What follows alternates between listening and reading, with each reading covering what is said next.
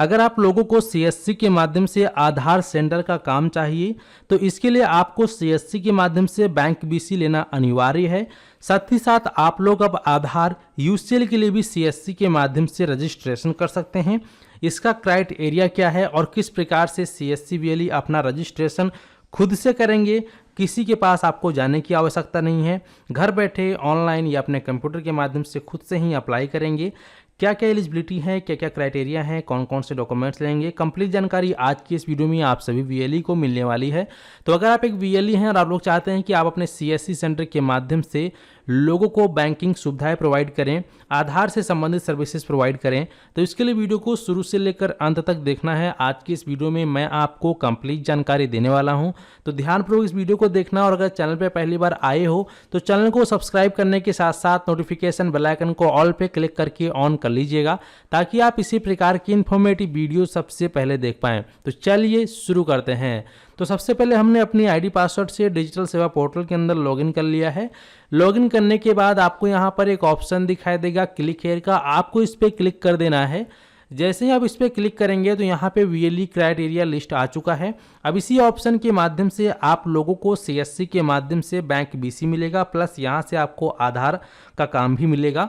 तो यहाँ पे सबसे पहले क्राइटेरिया के बारे में जान लेते हैं। तो यहाँ पे वीएलई को अगर सीएससी के माध्यम से बैंक बीसी के साथ साथ आधार यूसीएल पे काम करना है तो आपको हर महीने अपने सीएससी डिजिटल सेवा पोर्टल से 100 ट्रांजैक्शन करने होंगे। अब ये 100 ट्रांजैक्शन आप अपनी सीएससी आईडी में किस प्रकार से पूरा करेंगे, इसका भी मैं आगे आपको वीडियो में कंप्लीट प्रोसेस बताऊंगा कि आप किस प्रकार से एक महीने में बहुत ही आसानी से अपने सीएससी आईडी में 100 ट्रांजैक्शन कंप्लीट कर सकते हैं।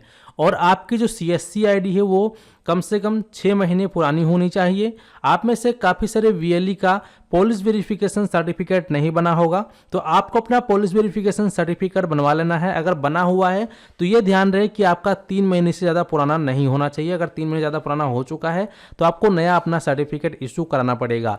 इसके साथ ही साथ यहाँ बताया गया है the VLE must have IVF certificate. तो वीएलई के पास जो है बैंकिंग का काम लेने के लिए आपके पास आईवीएफ का सर्टिफिकेट का होना अनिवार्य है। तो आप में से काफ़ी लोगों के पास तो ये सर्टिफिकेट मौजूद है, लेकिन जो नए सीएससी वीएलई बने हैं उनको नहीं पता है आईवीएफ क्या है। तो आप लोग सबसे पहले आईवीएफ के बारे में जानकारी प्राप्त करके और अपना रजिस्ट्रेशन करके एग्जाम दीजिए, फिर आपको आईवीएफ का सर्टिफिकेट मिलेगा, तभी आप इसके लिए एलिजिबल होंगे। और फिर यहाँ पे आपका आता है कि शुड बी मिनिमम 12th पास, आपको जो है 12वीं पास कम से कम होने चाहिए। और आपका जो सिविल स्कोर है वो 650 होना चाहिए। सिविल स्कोर मिनिमम 650 होना चाहिए। अगर इससे कम है तो फिर ऐसे में अप्रूवल मिलने में प्रॉब्लम आ सकती है। अब बात कर लेते हैं कि सिविल स्कोर आपका किस प्रकार से बनेगा, सिविल स्कोर को किस प्रकार से हम बढ़ा सकते हैं अपनी, ये भी बताऊंगा। आप में से काफ़ी सारे वीएलई का सिविल स्कोर बना होता है, लेकिन बहुत से नए नए सीएससी वीएलई उनको पता ही नहीं कि सिविल स्कोर क्या है। और अगर सिविल स्कोर पता भी है तो उनको यही नहीं पता है कि बने कैसे, क्योंकि बहुत से सीएससी वीएलई का सिविल स्कोर जनरेट ही नहीं हुआ है। ठीक है, तो ये सब हम आगे जानेंगे, लेकिन अभी यहाँ पे प्रोसेस हम जो है फॉलो करेंगे। क्लिक हेयर पर क्लिक करेंगे। जैसे हम इस पर क्लिक करते हैं, क्लिक करने के बाद आपके सामने इस प्रकार से डैशबोर्ड ओपन हो जाएगा।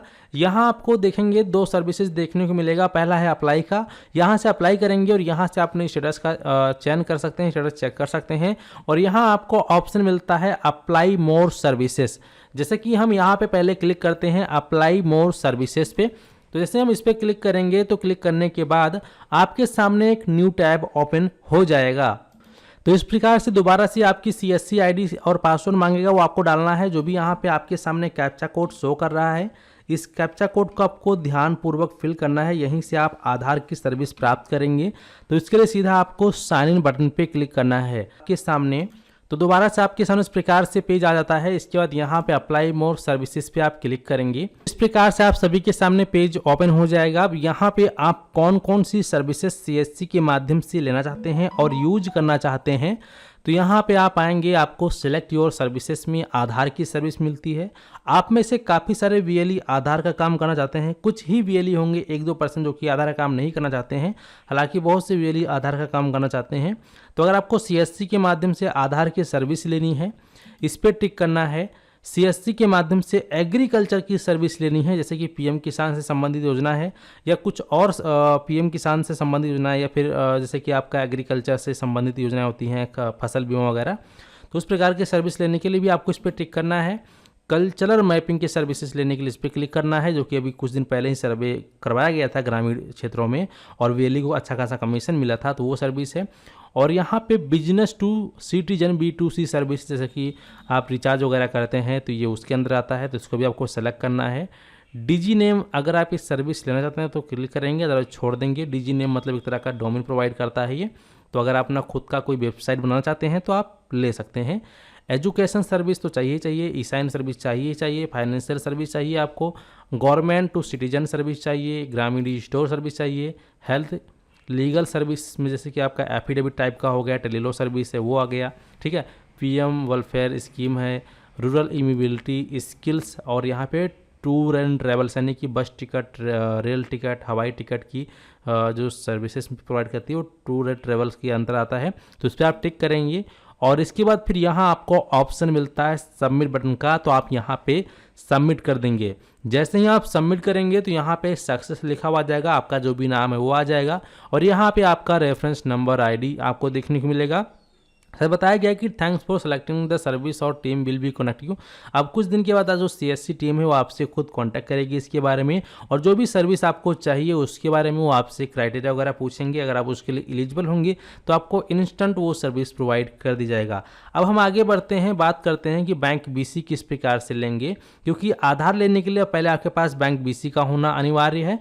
तो इसके लिए आपको जो है दोबारा से बैक टू होम पे क्लिक करना है और इसके बाद फिर आपके सामने इस प्रकार से पेज ओपन हो जाएगा। यहाँ आपको ऑप्शन मिलेगा अप्लाई का, आप यहाँ पे अप्लाई वाले ऑप्शन पे क्लिक करेंगे। अप्लाई ऑप्शन पे क्लिक करने के बाद आप देखेंगे बैंक नेम, तो यहाँ पे आप क्लिक करके यहाँ पे देखेंगे हमारे एरिया में सिर्फ 2 ही बैंक BC प्रोवाइड कर रहे हैं, इंडियन बैंक और HDFC बैंक, ठीक है। यही 2 बैंक हमारे एरिया में जो है बैंक BC प्रोवाइड कर रहे हैं। अगर आपके एरिया में और भी बैंक प्रोवाइड करते होंगे तो आपके एरिया के जो भी बैंक होंगे सही बैंक का नाम आ जाएगा, जैसे कि इंडियन बैंक हो गया, Punjab national bank, SBI bank हो गया या फिर यूको बैंक हो गया, ठीक है। तो जितने भी प्रकार के बैंक आपके एरिया में उपलब्ध होंगे वो सही बैंकों का नाम आपको देखने को मिलेगा। उसके बाद आप यहाँ पे वो बैंक का चयन करेंगे, ठीक है, इस प्रकार से। इसके बाद आप यहाँ पे अपना विलेज देखेंगे, विलेज यहाँ पे आपको कंप्लीट देखने को मिलेगा, विलेज डिस्ट्रिक्ट सब कुछ। तो जो भी लोकेशन पे आपका सेंटर है तो वो आप विलेज यहाँ पे चेक करेंगे। जैसे कि मान लीजिए अगर आपका यहाँ पे है तो सीधा आप अप्लाई वाले बटन पे क्लिक करोगे। अप्लाई वाले बटन पे क्लिक करने के बाद आपके सामने इस प्रकार से BC onboarding registration form open हो जाएगा। अब यहाँ पर जो भी आपकी डिटेल्स है उसको यहाँ पे प्रॉपर तरीके से फिलअप कर लेनी है।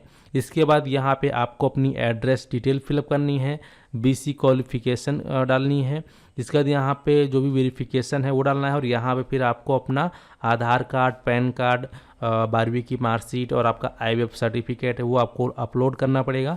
अपलोड करने के बाद लगभग 10 से 15 दिनों के अंदर आपका अप्रूवल हो जाएगा और फिर आपको CSC के माध्यम से बैंक BC प्रोवाइड हो जाएगा, जिसके बाद आप अपने CSC सेंटर के माध्यम से लोगों को बिल्कुल फ्री में AEPS की सुविधा प्रोवाइड कर सकते हैं, अकाउंट ओपनिंग की सुविधा प्रोवाइड कर सकते हैं और इंश्योरेंस की सुविधा प्रोवाइड कर सकते हैं, FD की सुविधा प्रोवाइड कर सकते हैं, ठीक है। तो इस प्रकार की सुविधाएं आप अपने CSC सेंटर के माध्यम से लोगों तक दे सकते हैं। और जब आपको CSC के माध्यम से बैंक BC मिल जाएगा तब आपको यहाँ पे अपने सिस्टम में सर्च कर लेना है CSC आधार UCL, ठीक है, CSC आधार UCL रजिस्ट्रेशन।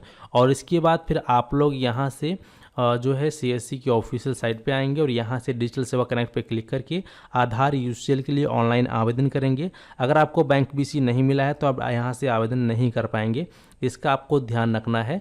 साथ ही साथ हम आपको वीडियो की स्टार्टिंग में बताए थे कि आपका सिविल स्कोर अगर ख़राब है तो आपको बैंक BC नहीं मिलेगा। तो आपका जो सिविल स्कोर किस प्रकार से सही होगा, साथ ही साथ हमने आपको एक और चीज़ जो है वीडियो के अंदर बताई थी वो मैं आपको वीडियो के नेक्स्ट पार्ट में बताऊंगा। कंप्लीट प्रोसेस, दोनों बातें आपको ध्यानपूर्वक सुननी होगी और उसको समझना होगा ताकि आपका सिविल स्कोर भी अच्छा बने और साथ ही साथ आप लोग को सर्विसेज भी CSC के माध्यम से बिल्कुल फ्री में मिल पाए, ठीक है। तो इस वीडियो को फिलहाल समाप्त करते हैं और इस वीडियो को लोगों तक शेयर जरूर करना। चैनल पर पहली बार है तो सब्सक्राइब करने के साथ साथ नोटिफिकेशन बेल आइकन को ऑल पे क्लिक करके ऑन कर दीजिएगा।